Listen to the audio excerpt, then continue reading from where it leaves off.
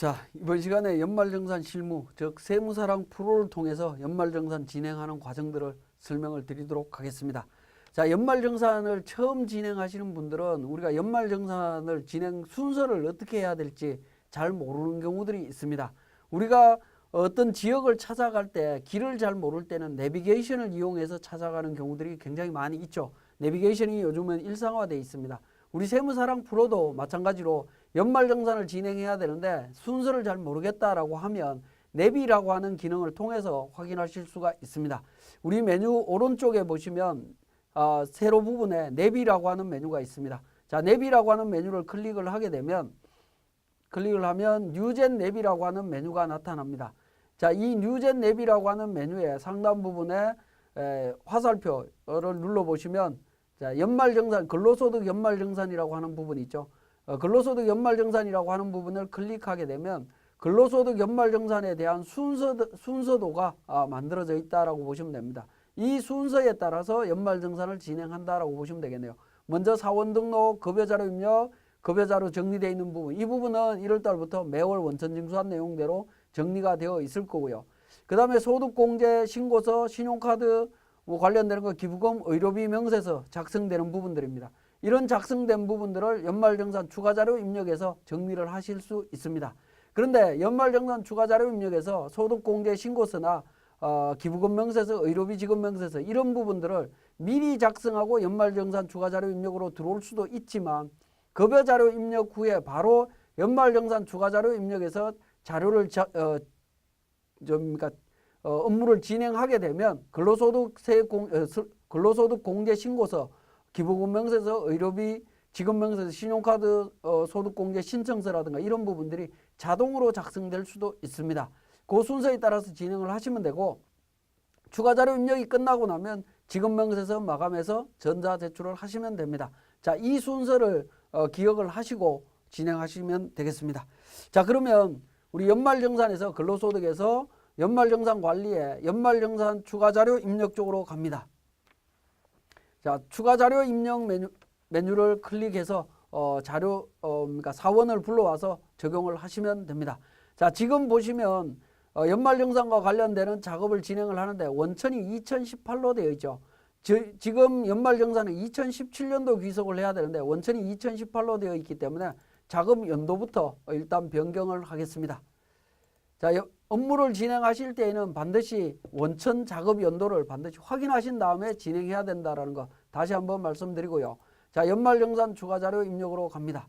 그러면 연말정산 해야 되는 직원들의 계속, 중도, 총괄과 관련되는 내용들로 확인하실 수가 있겠고 중도는 중도 퇴사자에 대한 연말정산 관련되는 부분으로 정리가 되어 있습니다. 계속 근로자의 경우에는 사원 F2번 코드 도움을 통해서 사원을 불러와서 연말정산을 진행하시면 됩니다. 자, 우리 교재 195페이지에 근무지가 2곳 이상인 경우에 연말정산하는 부분에 대한 내용입니다. 자, 이 부분은 자, 근무지가 2곳 이상인 경우나 재취직자의 연말정산 필요 정보를 추가로 등록을 해야 되는데요. 다른 회사에서 발급한 근로소득 원천징수 영수증이 있다라고 하면 그 원천징수 영수증 중에 이렇게 짙은 색으로 박스 쳐져 있는 부분이 있죠. 이 부분들이 우리가 필요로 하는 정보라고 보시면 됩니다. 이 정보와 두 번째 페이지에 있는 연금보험료, 그 다음에 건강보험료 관련되는 정보입니다.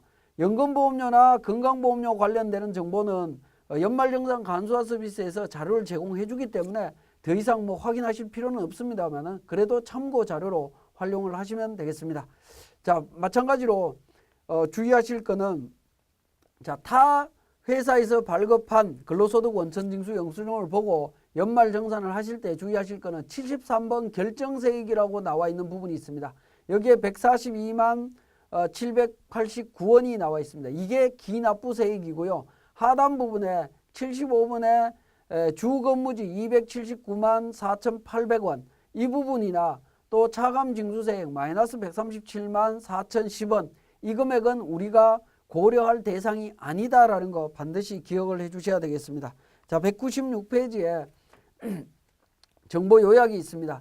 요약 부분에 있어서 근무처별 소득 명세, 비과세 및 감면 소득 명세, 세액 명세 중에 73번 결정세액, 정산명세 중에 연금보험료, 보험료 관련되는 정보만 확인하시면 된다라는 겁니다. 자, 이렇게 확인한 정보를 우리는 연말정산 추가자료 입력에서 소득명세라고 하는 탭에서 종전근무지에 대한 부분으로 등록을 해주시면 되겠습니다. 자, 안기영 두 번째 사원 같은 경우에 삼성에서 받은 2,200에 상여 포함해서 3,080만 원 기준으로 정리되어 있는 것을 확인하실 수 있고요. 직장 건강보험료 납입한 금액과 기납부세액 정리가 되어 있습니다. 이때 기납부세액이라고 하는 부분이 결정세액이라고 하는 부분으로 정리해야 된다라는 거 말씀을 드렸습니다. 그래서 우리 회사에서 지급한 소득과 타 회사에서 지급한 소득을 합산해서 연말정산할 때는 타 회사 소득을 등록하는 과정을 소득명세에서 적용한다라는 거 말씀을 드렸습니다. 자, 197페이지에 연말정산 추가자료 입력에 부양가족 소득 공제입니다. 자, 부양가족 소득 공제 관련해서 사원 등록에 등록된 부양가족 내용이 자동으로 등록이 됩니다. 여기에 나오는 부양가족은 사원 등록에 등록되어 있는 내용이 자동 반영이 되고요. 만약에 사원 등록에 등록된 부양가족이 누락이 되어 있다라고 하면 여기에서 추가로 등록을 하시면 됩니다. 추가로 등록해서 진행할 수 있고, 여기에 추가로 등록된 내용은 사원 등록에 부양가족 명세에 자동으로 반영된다라고 보시면 되겠습니다.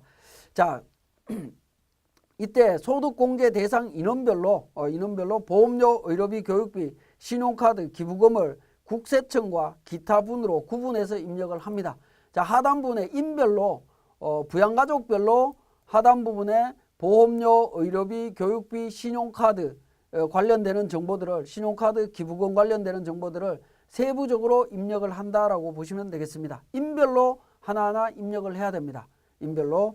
자, 이렇게 이제 인별로 입력하는 부분에 있어서 198페이지에 보시면 신용카드, 의료비, 기부금 지출액은 부양가족 소득공제에서 입력 시에 팝업창에 관련 정보를 입력하면 신용카드 소득공제 신청서, 의료비 지급명세서, 기부금 명세서로 자동으로 지출이 그러니까 반영이 됩니다. 자, 예를 들어서 보겠습니다. 자, 의료비 같은 경우에 100만 원 입력을 하게 되면, 자, 국세청장과 관련되는 부분 본인 거, 이미수, 안철이 부양가족에 대한 의료비가 세부적으로 등록을 할 수 있도록 되어 있습니다. 자, 이렇게 등록된 내용은 의료비 지급명세서에 자동으로 반영이 된다라고 보시면 되겠네요. 신용카드 관련되는 부분도 마찬가지입니다. 신용카드 관련되는 정보를 인별로 등록을 하게 되면 신용카드 소득공제 신청서로 반영이 됩니다.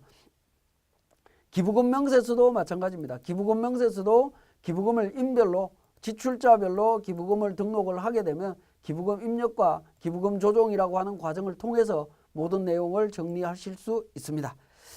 자, 이렇게 인별로 모든 내용들을 다 정리를 해야 되는데, 이렇게 입력을 하려면 이것도 이제 굉장히 어렵다라는 거죠. 그래서 198페이지에 세 번째 당구장 표시, 연말정산 시 보통 국세청 연말정산 간소화 서비스에서 본인 및 부양가족에 대한 소득공제, 세액공제 자료를 PDF 파일로 내려받는다라고 했습니다. 그 PDF 파일을 우리 프로그램으로 연동해서 활용하실 수 있습니다. 그 연동하는 방법이 Shift F1 불러오기에 역삼각표 눌러보시면 신용카드 근로소득 공제신고서에 연말정산 간소화 PDF가 있습니다. 연말정산 간소화 PDF를 클릭을 하시게 되면 지금 제가 이 동영상 촬영하는 기간에는 아직 지원 기간이 아니기 때문에 활성화되어 있지 않습니다만은 여러분들이 실제 연말정산을 하실 때에는 이 자료가 활성화가 될 겁니다. 그러면 199페이지에 그 화면이 나옵니다. 그러면 이제 국세청 PDF 자료 불러오기라고 해서 연결되는 화면을 보실 수가 있습니다. 그러면 우리 연말정산 간소화 서비스에서 PDF 파일로 내려받았던 자료가 있겠죠. 그 자료를 연동을 시키면 주민등록번호로 일치 여부를 확인해서 인별로 국세청 관련되는 정보들이 자동으로 반영됩니다. 자, 그렇게 해서 소득공제, 기본공제 대상자별로 소득공제 정보들을 세액공제나 소득공제 정보들을 전부 다 등록을 합니다. 자, 199페이지에 연말정산 추가자료 입력에서 연금저축 등에 대한 부분입니다. 자, 연금저축 부분이 있다면 연금계좌 세액공제와 세액공제 관련되는 부분에서 퇴직연금으로 납입한 부분과 두 번째 개인연금저축과 연금저축으로 구분해서 입력을 해 줍니다. 정보가 있다면 하나하나 등록을 해 주시면 되겠습니다. 자, 이때 주의하실 부분은 200페이지에 그 그림 파일 밑에 연금계좌세액공제에서 연금저축계좌 적용하실 때 개인연금저축과 연금저축은 구분되기 때문에 이 부분 좀 주의를 하셔야 된다는 거 다시 한번 말씀드리고요. 그 다음에 세 번째에 보시면 주택마련저축 공제 부분이 있습니다. 청약저축 가입과 관련되는 부분인데요. 자, 이 부분도 관련되는 내용이 있다면 반영을 해주시면 되겠습니다. 그리고 장기집합투자증권에 대한 소득공제 정보가 있다면 여기에다가 반영을 해주시면 됩니다. 자, 연금저축 등에 대한 부분들 반영이 됐고요. 그 다음에 월세, 주택임차 차입 관련되는 부분입니다. 자, 월세나 주택임차 차입의 공제 요건은 총 급여액을 기준으로 적용하기 때문에 소득공제 명세에 반영된 총 급여액을 기준으로 공제 여부가 자동으로 결정된다라고 보시면 되겠습니다. 나머지 요건들만 맞춰서 적용을 해주시면 됩니다. 월세액 지출된 부분이 있다면 입력을 해주시고요. 그 다음에 주택임차 차입금, 원리금 상환액이 있다라고 하면 그 원리금 상환액에 대한 정보를 반영을 해주시면 되겠습니다. 자, 이렇게 이제 정리가 되고 나면 연말정산 입력으로 갑니다. 연말정산 입력은 앞에서 소득명세부터 시작해서 부양가족 소득공제, 연금저축, 월세, 주택임차 차입과 관련되는 모든 정보들을 연말정산에 반영하는 과정이다라고 보시면 되겠습니다. 이때 반영하는 방법은 관련되는 사원에 대해서 자료갱신, 그 다음에 재정산, 그 다음에 F8번 부양가족 소득공제 불러오기라는 메뉴가 있습니다. F8번 부양가족 소득공제 불러오기 메뉴를 누르게 되면 부양가족 소득공제 입력 탭에 입력된 보험료, 의료비, 신용카드, 기부금 지출액을 연말정산 탭에 자동으로 반영한다라고 되어 있습니다. 그러니까 부양가족 소득공제에 입력되어 있던 보험료, 의료비와 관련되는 이런 세액공제들이 연말정산 입력 쪽에 아직 반영이 안 되어 있습니다. 반영하는 방법이 F8번 불러오기 기능이다라고 보시면 되겠고요.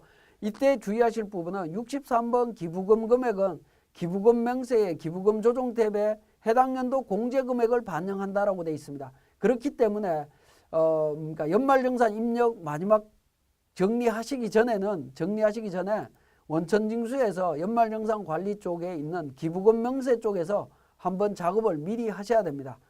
자, 기부금에 대해서 이미 연말정산 추가자료 입력에 그러니까 부양가족 명세에서 소득자료 입력한 부분이 있을 겁니다. 그 자료를 바탕으로 기부금 내용이 반영이 되어 있을 거고요. 두 번째 탭에 기부금 조정으로 갑니다.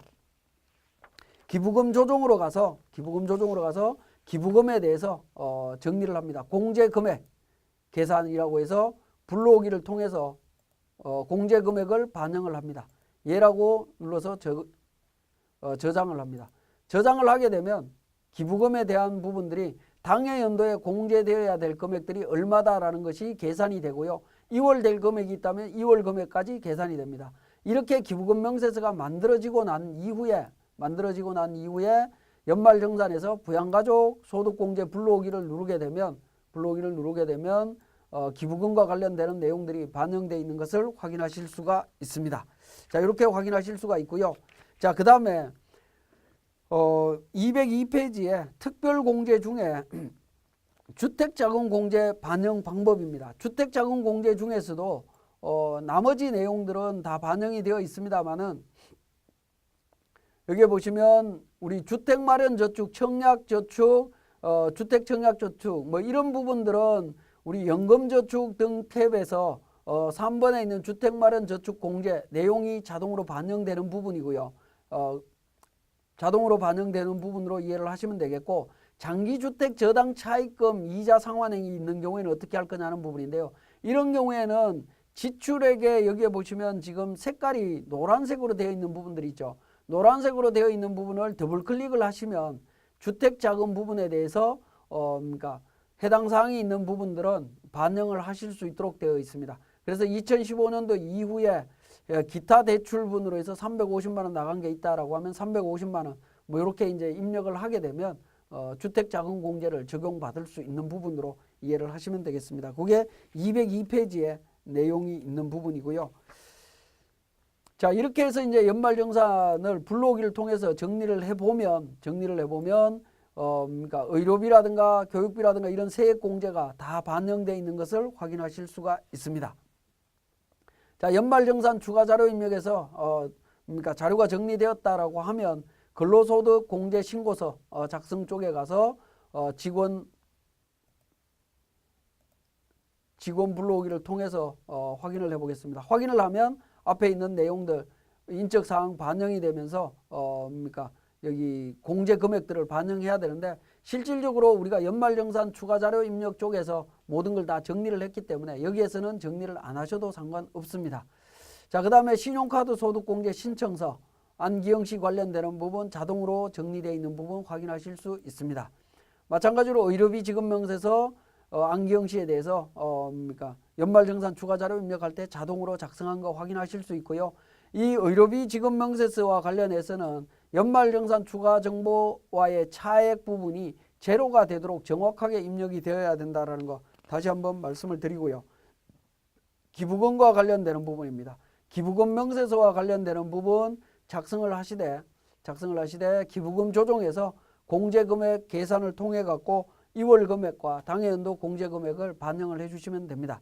자, 백두산 같은 경우에 2월 금액 반영하는 부분입니다. 자, 기부금 2월 금액의 세액공제 반영 방법은 다음 시간에 제가 설명드리기로 하고요. 207페이지의 기타 사항입니다. 근로소득자가 소득세법상의 특별소득공제, 특별세액공제, 월세세액공제를 신청하지 않을 때에는 연 13만 원의 표준세액공제를 적용받을 수 있다는 겁니다. 그래서 유리한 쪽으로 적용해서 연말정산을 마감하시면 되겠습니다. 지금까지 연말정산 추가자료 입력에 대한 부분을 설명드렸습니다.